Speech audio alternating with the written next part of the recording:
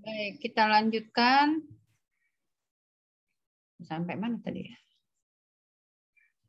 Sampai kepada ini tadi kita sedang membahas ini ya. Oke. Cermati baik-baik sehingga nanti tugas akhirnya bisa dibuat juga dengan baik ya. Teknik pengolahan data tadi dalam penelitian hukum normatif diseleksi data sekundernya. Ini udah banyak nih peraturan perundangan. Tapi tadi Anda akan meneliti tentang misalnya sinkronisasi secara vertikal antara undang-undang apa. Maka yang tidak berkaitan dengan yang diteliti singkirin.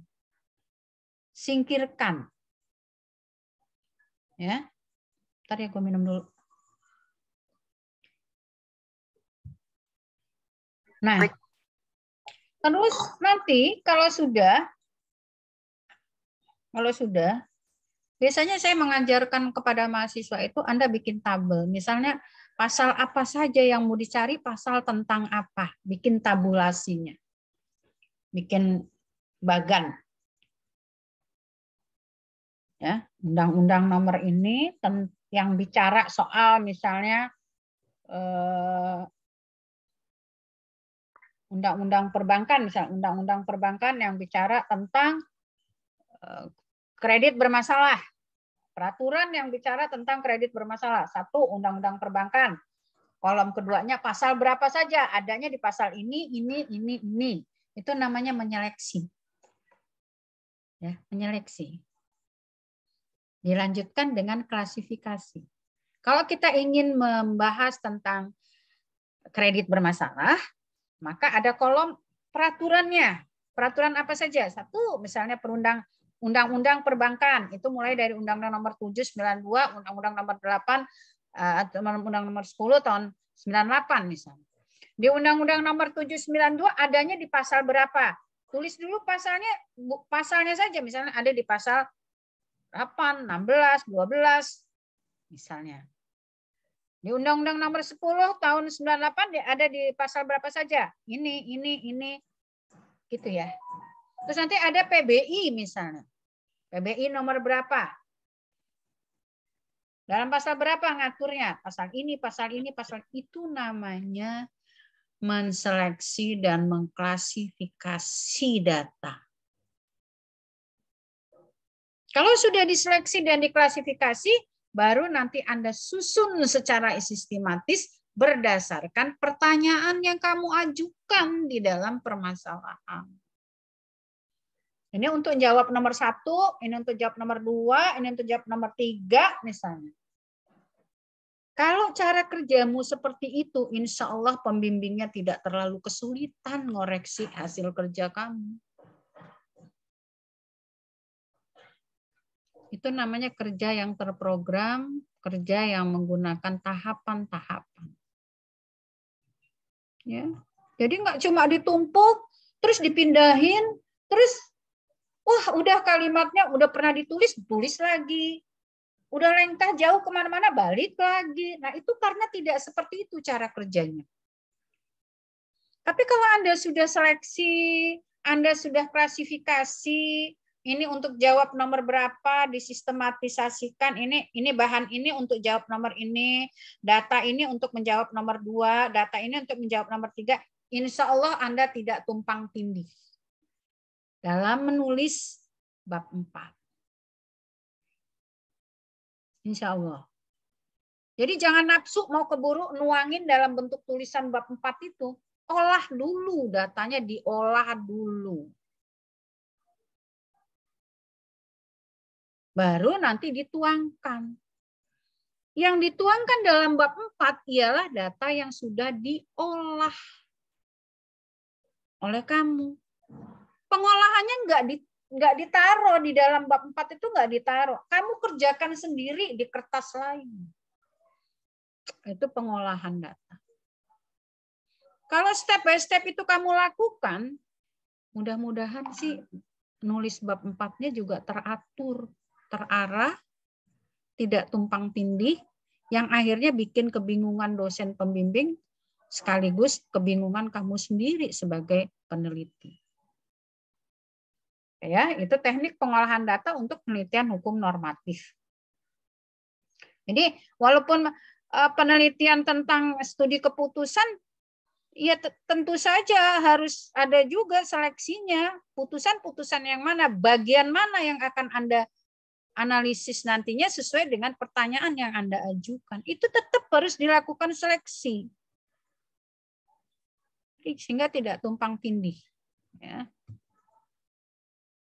Oke, untuk penelitian hukum empiris, ini ya. Setelah kamu melakukan pertanyaan kepada sejumlah banyak gitu populasi atau sejumlah banyak sampel yang sudah Anda berikan pertanyaannya, kemudian satu lembar pertanyaan atau 2 lembar pertanyaan itu berisi beberapa pointer pertanyaan. Tugas Anda ialah mengedit. Lakukan editing. Lakukan editing, mana jawaban-jawaban yang sudah benar sesuai dengan yang Anda kehendaki. Ya, kalau jawabannya yang ngawur, tidak sesuai, pindahin, singkirin aja, buang. Jadi jawaban-jawaban yang kita kehendaki sesuai dengan untuk menjawab pertanyaan permasalahan yang ngerti penelitinya. Ya. Yang ngerti penelitinya. Sama tadi diklasifikasi. Misalnya jawaban nomor 1, nomor 2, nomor 3, oh ini untuk menjawab pertanyaan 1. Pertanyaan 4, 5, 6 untuk menjawab. Nah, itu juga ditabulasi dulu supaya tidak bingung. Ya. Decoding, diberikan kode. Ya, pertanyaan 1, 2, 3 itu kode untuk permasalahan 1. Kodenya apa? Anda sendiri yang menggunakan untuk saat melakukan pengolahan data itu, ya penelitinya lah yang tahu menggunakan kode apa. Gue gunain kode X. X itu artinya ini kumpulan jawaban untuk menjawab permasalahan 1. Oh, kodenya E. Ini untuk menjawab permasalahan 2 misalnya. Kumpulin sesuai dengan kode itu. Ya, mungkin juga diperlukan menulis tabulasi.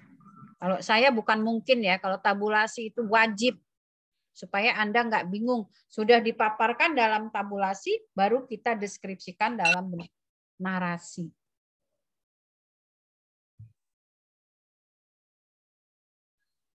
Oke, untuk pengolahan data bisa dipahami baik untuk penelitian normatif maupun untuk penelitian empiris. Begitulah cara mengolah data. Ada pertanyaan untuk pengolahan data?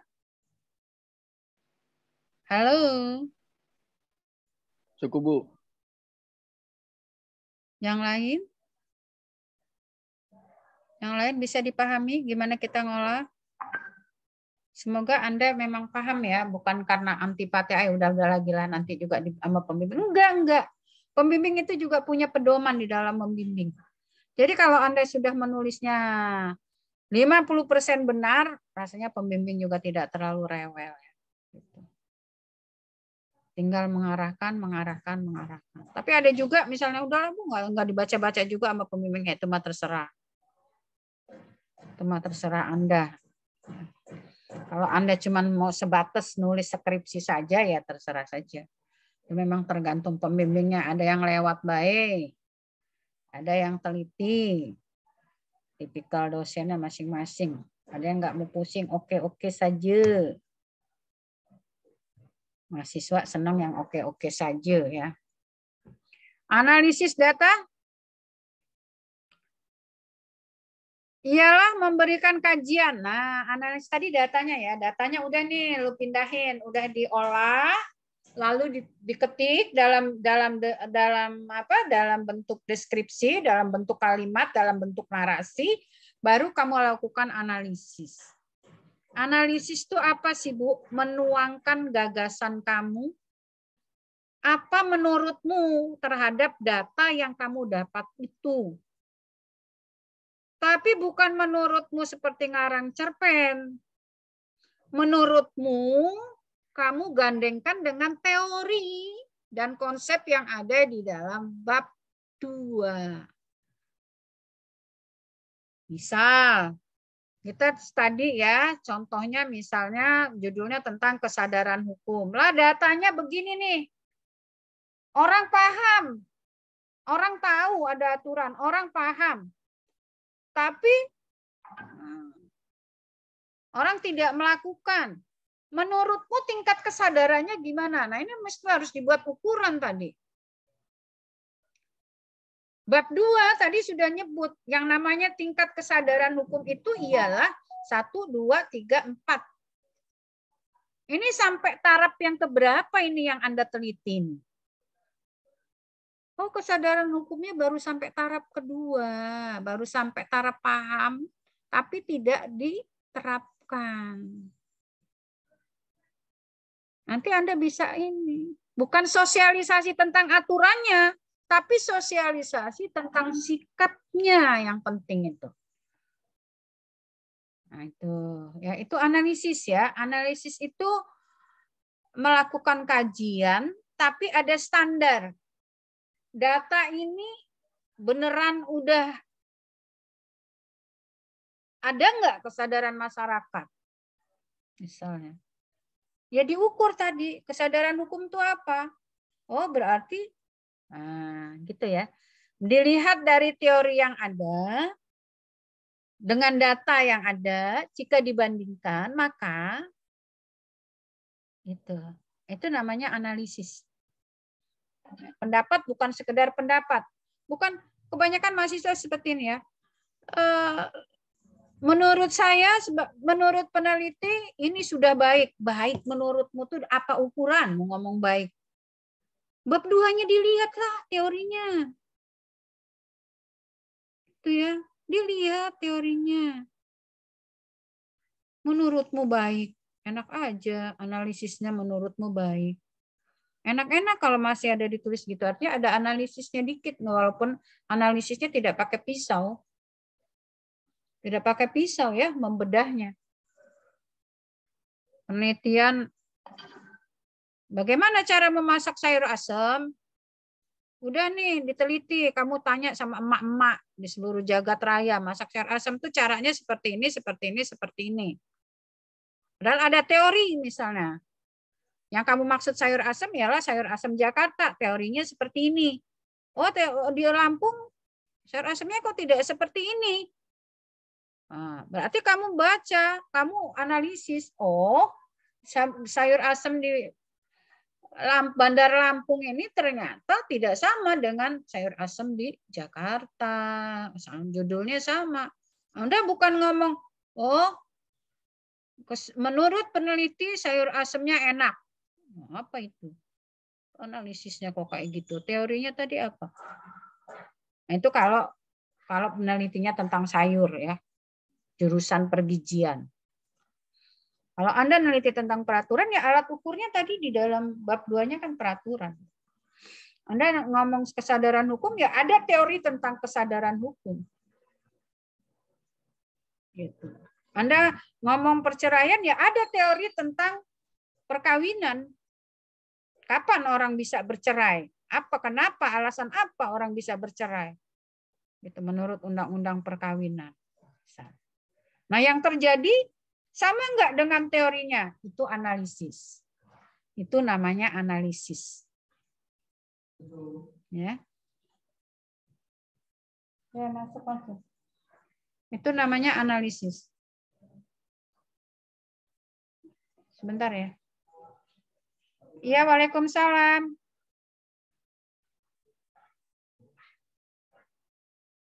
Oke, kita lanjut saja. Sifat analisis data dalam penelitian hukum bisa bersifat deskriptif, ya, memberikan gambaran saja dari hasil penelitian Anda. Setelah Anda paparkan hasil penelitiannya, ya tadi berdasarkan teori seperti ini. Jadi ternyata kesimpulannya ialah apa yang terjadi ini, misalnya dasar pertimbangan hakim ini ternyata sama dengan teori yang ada. Berarti kesimpulan kamu nanti ialah bahwa dasar pertimbangan hakim itu tidak menyalahi ketentuan yang ada. Itu analisis yang berbentuk deskriptif. Deskriptif. Kebanyakan dari anak fakultas hukum menggunakan analisis deskriptif. Ya. Ada analisis evaluatif. Ya, analisis evaluatif ialah peneliti akan memberikan justifikasi terhadap hasil penelitiannya. Ini benar apa enggak benar? Ya, apa yang saya bilang tadi di dalam hipotesis saya. Nah, ini pada penelitian yang mengajukan hipotesis. Misalnya Anda mengajukan hipotesis di bagian depan bahwa perceraian di musim pandemi ini ditengarai atau disebabkan karena menurunnya tingkat penghasilan misalnya. Hipotesis kamu tuh itu.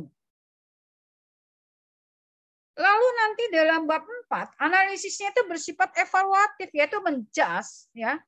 Apakah benar apa tidak ini hipotesis Anda ini? Ternyata betul. Hipotesisnya ialah bahwa perceraian yang terjadi di musim pandemi ini ialah karena faktor ekonomi. Atau mungkin datanya ternyata nggak benar. Begitu Anda tanya sama yang bersangkutan, bukan semata-mata karena ekonomi. Tapi karena apa? Karena apa? Karena apa? Kebanyakan justru bukan karena ekonomi. Berarti kamu tidak bisa membenarkan hipotesismu. Apakah penelitian seperti ini jelek? Tidak. Ya, hipotesis itu kan hanya dugaan. Kalau ternyata datanya tidak seperti yang Anda duga, ya Anda wajib katakan saja bahwa ternyata hipotesisnya tidak terbukti. Karena apa? Karena ada faktor lain yang bukan faktor ekonomi.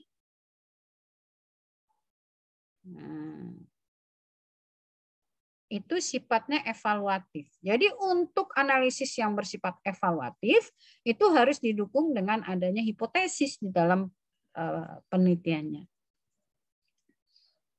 Saya belum pernah ketemu ya anak fakultas hukum bimbingan saya khususnya yang penelitiannya menggunakan hipotesis. Kemudian perspektif. Perspektif ini peneliti akan memberi argumentasi atas hasil penelitiannya. Teori lama tentang surat berharga, bahwa surat berharga itu ialah hanya alat bayar, ternyata sudah nggak benar. Karena dalam prakteknya, surat saham sekarang yang tadinya surat saham itu ialah sebagai bukti kepemilikan perusahaan pun sudah disebut sebagai surat berharga. Maka penelitian ini menemukan teori baru tentang surat berharga. Nah, ini biasanya digunakan oleh level-level S3. Perspektif yaitu akan memberikan argumentasi atas temuan dia. Ya. Jadi kalau level S3 itu dia membenarkan teori, membantah teori yang sudah pernah ada. Intinya itu kalau penelitian disertasi. Maka hasilnya analisisnya itu ialah perspektif. Saya kasih contoh tadi. Konsep hukum surat berharga yang ada selama ini itu adalah 1 sebagai alat bayar, 2 bisa dijual belikan, 3 sebagai alat bukti piutang. Kalau ditemukan sekarang surat berharga itu ialah alat bayar, loh saham itu bukan alat bayar. Berarti kita menemukan teori baru tentang definisi atau pengertian surat berharga, membantah teori yang lama. Nah, kalau seperti itu, maka analisisnya itu termasuk dalam perspektif. Ya. Peneliti harus bisa memberikan argumentasi atas temuannya. Ya, jadi ini untuk Anda ketahui saja ya. Kalau Anda bisa sampai di level nomor 3 ini, kenapa tidak meskipun Anda baru taraf S1? Kenapa enggak? Atau Anda akan menggunakan analisis dalam taraf yang nomor 2, kenapa tidak? Gitu ya. Cuma memang kebanyakan kalau hasil pengamatan saya, skripsi itu banyak kan di tataran yang nomor 1 ini. Dia hanya memberikan gambaran data, lalu dianalisis. Menganalisisnya pun kadang-kadang masih keliru, masih butuh bantuan para pembimbing, bahwa menganalisis itu harus menggunakan teori yang disajikan di dalam bab 2. Itu analisis. Oke, bisa diterima analisis? Halo, ada pertanyaan nggak? Kok sepi nih bursanya? Bursa efeknya sepi. Bisa dipahami analisis data? Halo. Bisa, Bu. Bisa, Bu. Bisa, Bu. Oke lah, kalau bisa. Saya mah senang-senang saja. Nah, ini pendekatan masalah yang kemarin Anda sudah diskusi. Seringkali Anda menggunakan apa pendekatan yang digunakan, apa pendekatan yang digunakan. Sementara yang Anda tanya itu maksudnya ialah penelitiannya jenis apa, Om? Penelitiannya jenis apa, Mbak? Tapi Anda sering menggunakan pertanyaan itu dengan kata pendekatan apa yang digunakan. Nah, kalau pendekatan itu ya cara mendekati dalam memecahkan persoalan tadi. Untuk penelitian normatif, paling banyak ialah pendekatan perundang-undangan. Ya, Anda akan mengkaji dari aspek perundang-undangan, dari aspek hukumnya. Atau mungkin akan dikaji dari segi konsep, pendapat, doktrin. Atau pendekatannya mungkin akan komparatif. Atau pendekatannya kepada sejarahnya, filsafat, analisis, atau pendekatan studi kasus. Ini namanya pendekatan. Penelitiannya, penelitian jenis hukum normatif. Pendekatannya, apakah hanya satu, Bu, yang boleh digunakan? Tidak. Boleh dikolaborasi. Ya, boleh pendekatan perundang-undangan dengan pendekatan konsep ditambah dengan pendekatan kasus. Karena Anda akan membedah kasus. Misalnya studi terhadap putusan. Studi terhadap putusan itu pasti pendekatannya Anda lakukan dengan melihat perundang-undangan, dengan melihat doktrin, dengan melihat kasus yang khusus Anda teliti. Ini pendekatan ya. Beda ya, dengan jenis penelitian beda. Jadi biasakan menggunakan pada patrapnya, pada yang seharusnya. Kalau Anda ngomong pendekatan, ya ini pendekatan. Penelitian normatif dengan jenis penelitian tentang sejarah hukum dengan pendekatan secara sejarah, pendekatan secara perundang-undangan, dan pendekatan secara kasus. Misalnya untuk kasus-kasus hukum perundang-undangan tertentu. Ini boleh dikolaborasi. Ya. Pendekatan dalam analisis terhadap penelitian hukum empiris. Ada pendekatan kualitatif. Ya. Tadi ya, pendekatan kualitatifnya itu ialah dilakukan secara deskriptif, misalnya itu namanya pendekatan kualitatif, memaparkan data secara narasi saja dengan uraian kalimat. Pendekatan kualitatif yaitu menguraikan dalam bentuk kalimat-kalimat. Pendekatan kuantitatif ya namanya kuantitatif ya pasti pakai hitung-hitungan. Ini jauh lagi anak fakultas hukum mau ngitung. Padahal bisa minta bantuan anak FISIP statistiknya. Kalau mau ngitung-hitungan statistik. Setelah terjadi penuangan secara statistik, Anda bisa membaca statistik itu dituangkan dalam bentuk narasi. Bisa kok statistik itu bisa minta bantuan pihak lain yang ahli statistik misalnya. Walaupun kita nggak bisa kita menggunakan orang lain. Jasa orang lain gitu. Bisa ya untuk ngitung statistiknya. Yang penting datanya udah ada. Orang yang ahli statistik akan membuat tabulasi dan membuat data statistik. Tinggal nanti Anda membacanya saja. Dibaca saja. Itu pendekatan dalam analisis studi empiris. Ya.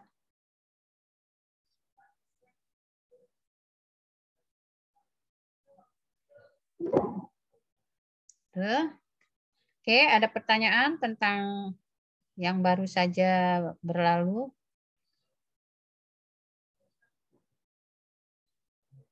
Kalau tidak nanti disimak lagi, dibaca lagi, literaturnya juga dibaca lagi. Ya. Karena memang ini studi praktis ya. Kalau metodologi ini memang harus diterapkan. Dan ini harus Anda pahami nanti ketika Anda membuat proposal, dibaca lagi bahan-bahan saya secara teori bagaimana yang benarnya. Ya. Yang benarnya secara teori membuat tulisan itu seperti apa. Jangan asal-asal ya. Asal-asal saya buang. Nggak ada nilai UAS. Kesel saya kalau baca tugas dibuat asal-asal gitu. Nggak usah ada nilai UAS nanti kalau yang buatnya asal-asalan. Sekarang kita ke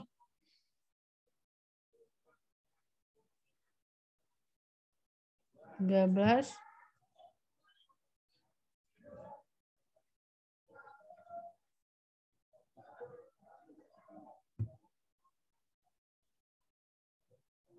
Kita ke metode penulisan. Kalau semua sudah, substansi sudah itu tadi ya. Tinggal kita sekarang gimana nih cara menulis, cara membuat tulisan, menuangkannya, tata cara mengetik. Ini saya kasih tahu juga nih.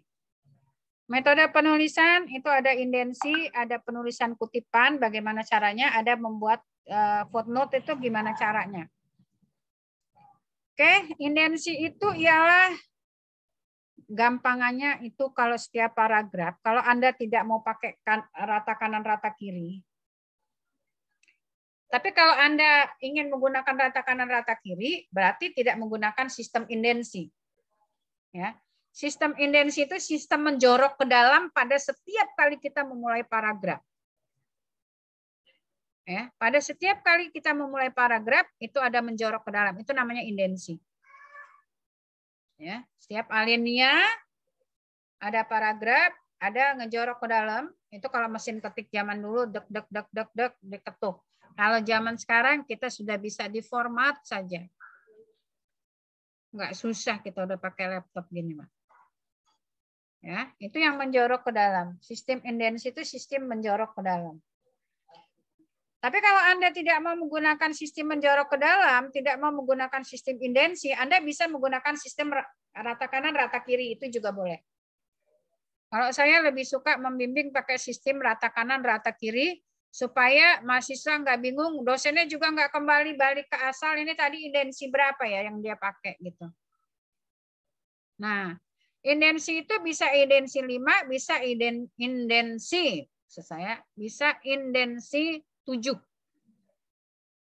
Kalau 5 berarti mulainya ke ketukan yang ke-6, kalau 7 berarti mulainya ketukan ke-8. 1, 2, 3, 4, 5, 6, 7, 8. Gitu ya. Itu namanya indensi. Sudah bisa kebayang belum indensi itu apa? Kebayang nggak? Saya nggak bisa kasih contoh sih di sini ya. Halo. Ya, saya kasih gini aja ya. Saya kasih misalnya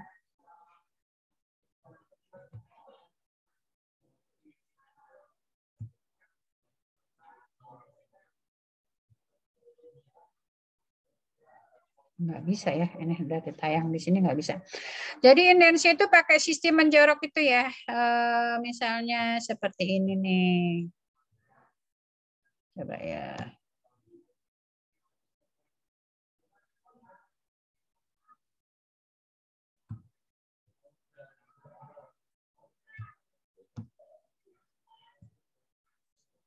Nih ya, misalnya ini kirinya. Kita mau pakai indensi 5. Kita ketuk 1, 2, 3, 4, 5. 6 baru mulai. Dimulainya misalnya. Dimulainya bla bla bla bla bla bla. Nah, terus ke sini. Sorry. Terus sampai sana.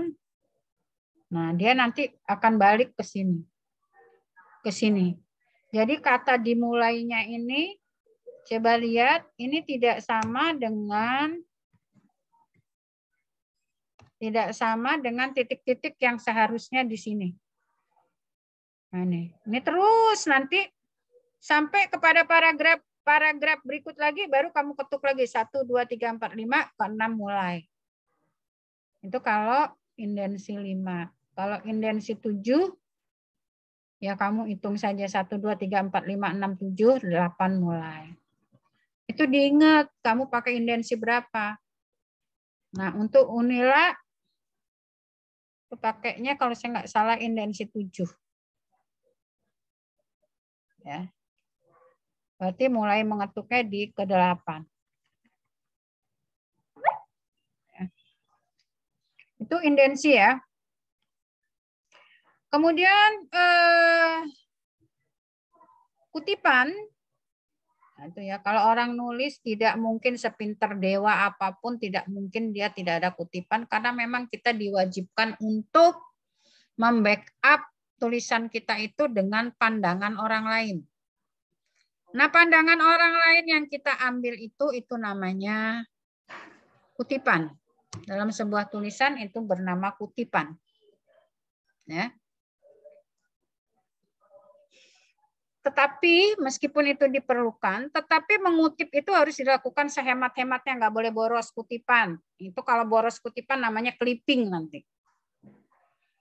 Dari satu kalimat ke kalimat lain, dari satu kalimat ke kalimat lain, pendapat orang semua. Tidak ada kalimatmu. Itu namanya clipping koran. Zaman SMA itu. Suruh ngumpulin clipping koran. Ya. Dan di dalam melakukan pengutipan sangat perlu adanya kejujuran. Kalau ngutip ya ngutip, jangan nyuri. Dalam melakukan penelitian itu ngambil tulisan orang itu nggak boleh, plagiat itu tidak boleh itu. Nah, kutipan itu bisa langsung, bisa tidak langsung. Ya. Kutipan langsung ya seutuhnya. Seutuhnya punya orang itu kamu kutip semurninya. Sama persis dengan aslinya. Lalu kalau kamu pintar, kamu memang bisa misalnya membuat simpulan atas apa yang dibahas oleh orang dalam satu buku, boleh kamu melakukan secara kutipan tidak langsung. Pendapat kamu tapi mensitir pendapat orang. Apakah yang seperti ini dibuat catatan kakinya? Dibuat. Karena tidak original dari otak kita.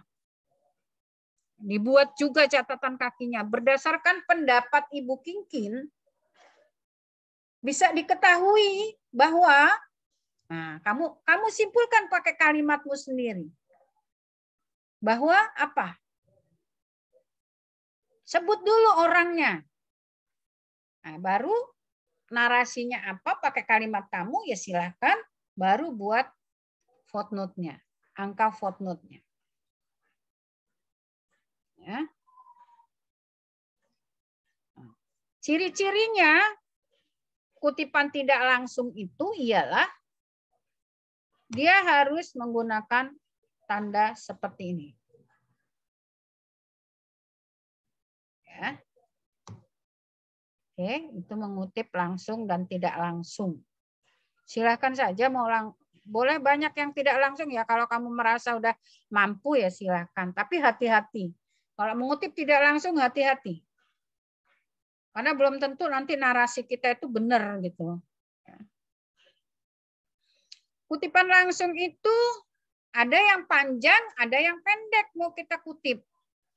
Pasti ada yang panjang nih Bu, nggak bisa dipotong. Ya boleh saja. Yang penting jangan dicuri datanya, udah itu aja.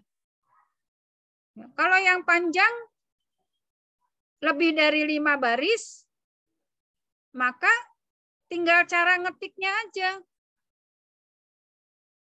memang kutipannya ada 10 baris misalnya, itu nanti terpisah dari kalimat yang sedang Anda tulis.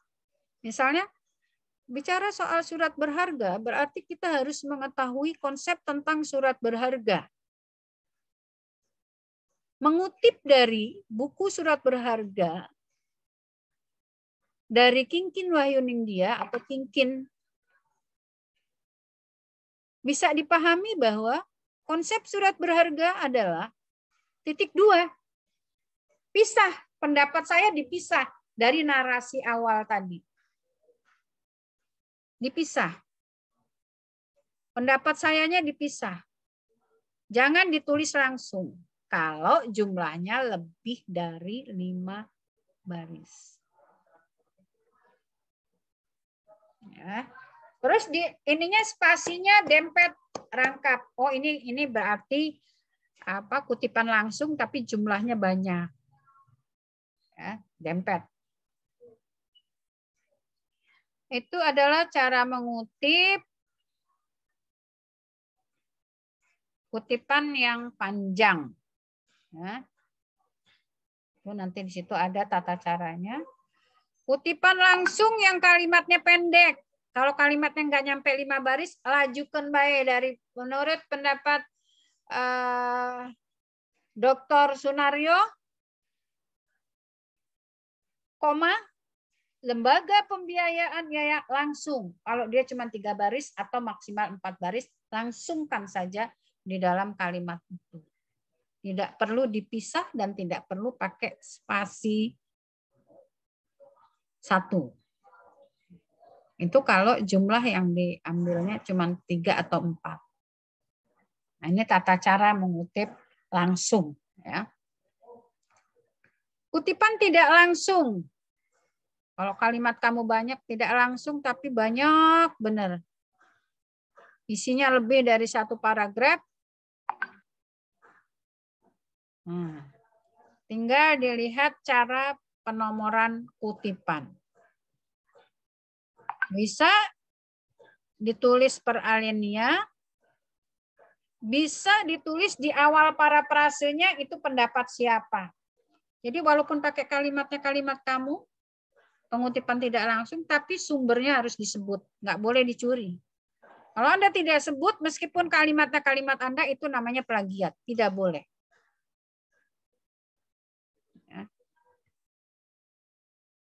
Nomor kutipan itu kalau kita pakai laptop sudah otomatis ya. Ada kita kasih di terakhirnya, itu terakhirnya kutipan. Atau menurut pendapat dokternya nggak disebut ya. Sorry. Kalau mengutip nama jabatan, nama titel tidak disebut. Gitu ya. Menurut Sunaryo, terus nomornya, langsung nomornya, lalu narasinya. Jangan di akhir ya, jangan di akhir, tapi di setiap habis nama orangnya, kasih nomornya, itu untuk membuat footnote-nya. Footnote-nya langsung, nggak kayak zaman dulu Ibu S1 masih pakai mesin ketik lama. Setengah mampus buat footnote itu. Kalau sekarang mah enak, tinggal bikin nomor, langsung dia udah lompat ke bawah. Menulis narasi sumbernya dari mana footnote itu. Ya. Dan itu masih harus dalam halaman yang sama. Nah, nanti dibaca lagi ya tentang bagaimana menulis kutipan. Lalu bagaimana menyingkat footnote. Footnote itu tidak selalu ditulis panjang. Ya. Kalau kutipan pertama harus lengkap. Ya. Lengkap artinya ada nama penulisnya, ada nama bukunya, ada nama